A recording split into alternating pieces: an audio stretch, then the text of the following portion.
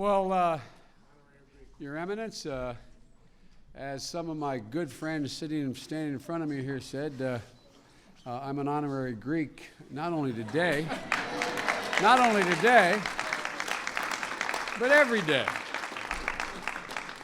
It's great to be with you all, and it's great to be commemorating such an important day, quite frankly, not just for Greece, but for America as well. The great Greek fabulist Aesop once wrote, "In union there is strength." Today, both literally and figuratively, we stand together, a union forged throughout our history, and a strength that grows each and every day. It's a strength stemming from, quite frankly, the very core of our existence. When I say I'm Greek every day, it's not merely because my first election, the Greek community elected me, but the truth of the matter is that, Greece and America shared common values, common goals, a common philosophical tradition going back to the great scholars of ancient Greece. And it was once said that except the blind forces of nature, nothing moves in this world which is not Greek in origin. Nothing moves in this world that is not Greek in origin. And I, for one, am very proud to move in this world with those origins as part of our country's tradition and as part of my tradition and the President's. And I'm even prouder to introduce the Archbishop. The Archbishop and I go back a little bit. We've met a number of times, and he was kind enough to have me in his residence, and the Archbishop knows that at a very deep level, our countries come from the same historical DNA, and that he sets out each and every day not just to enrich his history and the history of Greek and Greek Orthodoxy, not just to educate, but this is a man who impresses me because he is always seeking knowledge, always seeking to learn something new. It's always amazing me every time we have a conversation, Your Eminence. He came to Harvard, which, as a University of Delaware graduate, I will not hold against him because there's so many Harvard guys in the room. But he came to Harvard in the 1960s and has contributed greatly to the growth of our two nations for decades now. In his Archbishop enthronement address 10 years ago, he said of America, quote, "Here, a remarkably wide field of truly great work is open to us," end of quote. Well, he has entered that wide world. He has entered that field, and he has continued to open himself up to the truly great work ever since. And he's shared what he's learned with so many of us, both personally and publicly. I speak in behalf of every American, Greek or otherwise, who cares about the union we share when I say that, Archbishop, we are truly lucky to have you here, and I feel, and the President feel, fortunate to be able to call you a friend, as well as a leading leader of one of the great faiths in the world. Your endless curiosity, your thirst for knowledge only serve to make all of us stronger. If that old Greek saying is true, that curiosity is the beginning of wisdom, well, ladies and gentlemen, I'm proud to introduce one very wise man, His Eminence, the Archbishop Demetrios.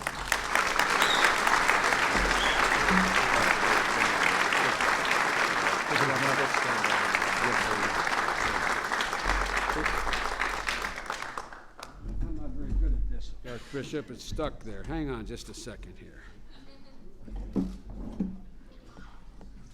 Go. Thank you. That constitutes an event. That is an event. That is an event. That the President did this. That's right. Thank you so much, Mr. Vice President. It's okay. For the very, very kind introduction that really make me lose my words. But it's a good thing that I have written them. So I can speak now. I think yours right here. Thank you so much.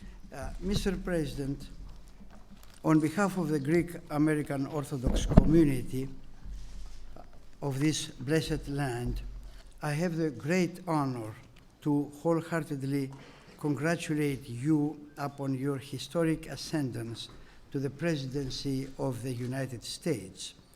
In addition to our warmest congratulations to you and to the First Lady, you have our fervent prayers and support as you proceed with the awesome task of leading our nation in accomplishing its great mission in our troubled world. You also have our deepest thanks for kindly and personally inviting us to the White House for this commemoration of Greek Independence Day, a truly presidential celebration of Greek and American democracy. It was on this day, the 25th of March, in the year 1821, that the Greek people, after suffering nearly 400 years of tyrannical occupation, stood up, a David against a Goliath, and declared their independence. They fought with astonishing bravery and against all odds and established the free modern Greek nation among the free nations of the earth, bringing democracy once again to its very birthplace. Today, as we offer tribute to the heroes who, with the help of God, produced the miracle of March 25, 1821, we honor them in this unique place, which constitutes a preeminent symbol of freedom and peace, justice and democracy, life and abundance of life, to use the words of Jesus from the Gospel of John. In this spirit, and in full awareness of the tremendous power, both personal and institutional, of the President of the United States, we feel, and we feel it completely and freely, that we can kindly ask you for your special assistance. And assistance in resolving chronic injustices related to issues of religious freedom, human rights, peaceful coexistence, democratic rule of law, and the pursuit of happiness. I am specifically referring, and allow me to do that, to the following three cases. First, the case of the religious freedom of our Ecumenical Patriarchate of Constantinople. This means the free and unfettered exercise of His All Holiness Ecumenical Patriarch Bartholomew's purely spiritual mission of leading the Orthodox Christians world of over 250 million people. Furthermore, his possibility to proceed freely and effectively in his pioneering work for the environment and in his passionate promotion of interreligious and intercultural dialogue. Second, the case of the well-known issue of the Republic of Cyprus. And third, the case of the name of the former Yugoslav Republic of Macedonia. We are confident, Mr. President, that you, following the brilliant example of Alexander the Great, you will be able to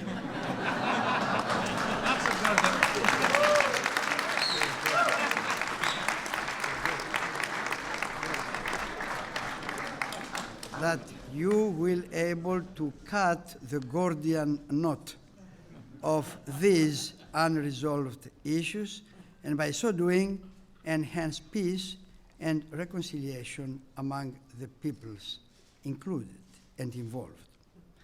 The history of unbreakable ties and sincere friendship between the United States and Greece is well known, but there is a special connection prior to 1821. I speak of the famous Barbary War in Tripoli, Libya, North Africa, that involved the newly established Marine Corps in April 1805. A detachment under the command of Lieutenant O'Bannon, consisting of 6 American Marines, a company of 24 commoners, and another 26 Greeks with their own proper officers engaged the enemy. 7 of these Greeks fell in that battle on African soil under the Marines and in defense of the American flag in 1805. Mr. President, as I offer to you a memorabilium from this event, it's a copy from the archives of the Marines, including the names, most of the names of the Greek engaged in this war. That's for your pleasure. Thank you so much.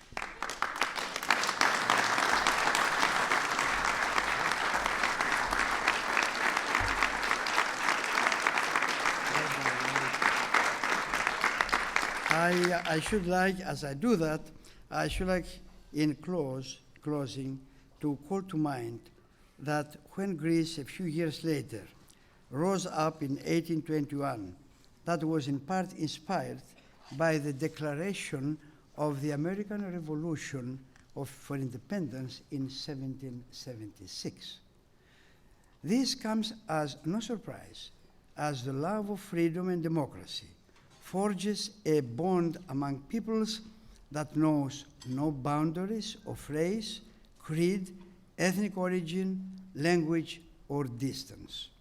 And it also is no surprise that when the War of 1821 began, there were Americans of the time, the Philhellenes, who traveled around the land, across land and sea, to help restore democracy in its native love, Greece. As you continue to lead our blessed United States, the world's greatest democracy, please know, Mr. President, that our prayers, fervent prayers, are with you, our First Lady Michelle, your daughters Malia and Sasha, and we thank you once again for the great honor of this noble celebration of March 25th, 1821. Thank you. Thank you so much.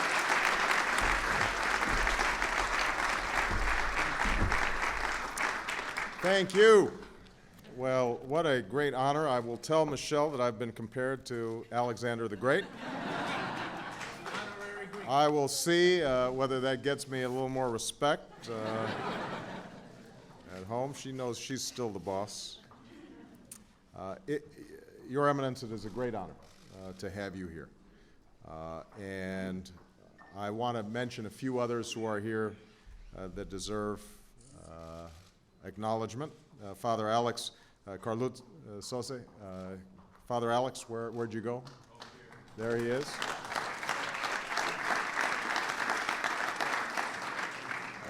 The Greek Minister of Justice is here. Here he is. Dendia, did I say that properly? We also have the Greek Ambassador, Malias.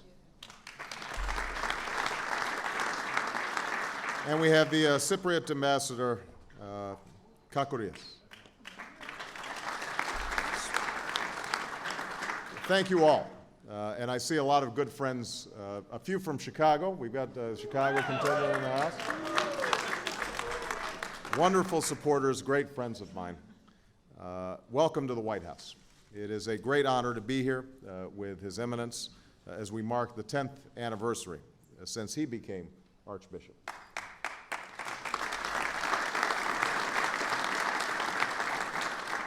And it is a privilege to join all of you as we celebrate the contributions of Greece and those of Greek heritage to this country and to the world. Today, we commemorate the 188th anniversary of Greek independence, and we reaffirm a bond between our two nations, born through struggle, but also through shared ideals. There's a bond that's on display today in towns and cities across the United States. In Chicago, we have a thriving Greek-American community centered around a neighborhood known as Greektown. There's a parade marking independence each year.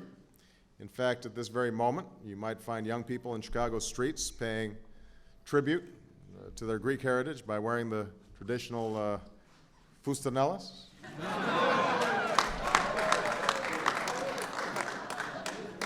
I notice some of you aren't dressed appropriately. I haven't seen any around the White House today, but I'm keeping my eye out. Bring them next year. Next year? Alexei, where's yours? Because, as you know, there are many proud Greek Americans in my administration. And this bond we share dates to our founding. The Americans, revolutionaries, imagined a new system of government, but they drew upon an ancient precedent. It's no coincidence that the leaders of the American Revolution, Jefferson and Madison, Adams, Hamilton, were students of Greek history and Greek philosophy. As a boy, Thomas Jefferson, the author of the Declaration of Independence, was said to prefer spending time with his Greek grammar books than with his classmates. In our darkest days, when our revolution was a fading hope, when friends were few and victories were rare, these leaders found allies in ancient texts. And just as America's founders sought guidance and inspiration from Greece, Greek revolutionaries drew strength and support from the United States, as was just mentioned by His Eminence. In fact, these leaders appealed directly to the American people, offering respect and seeking support. They wrote, "It is your land, it is in your land that liberty has fixed her abode. In imitating you, we shall imitate our ancestors and be thought worthy of them if we succeed in resembling you." In a message to Congress soon after the inception of fighting, President Monroe affirmed our kinship with the Greeks who were, and I quote, "contending in favor of their liberties." He spoke of a strong hope that these people will recover their independence and resume their equal station among the nations of the earth. Of course, it's been a difficult and long-enduring struggle, both in the many centuries before the call for independence and in the nearly 2 centuries since.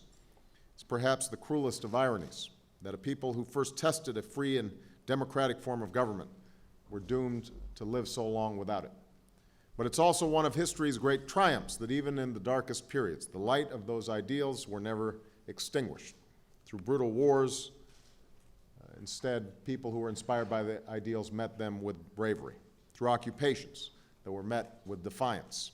Through hardship, met with incredible character, and character of a people that never lost hope in the values Greece has always represented. Today, Greece stands as a testament of that unflinching character, as does the steadfast allegiance between our two nations. And I'm proud to welcome so many Greek citizens and Greek Americans to the White House as we celebrate this occasion and our continued partnership in the years ahead. So thank you, Your Eminence. Thanks all of you for taking the time to be here. Thank you.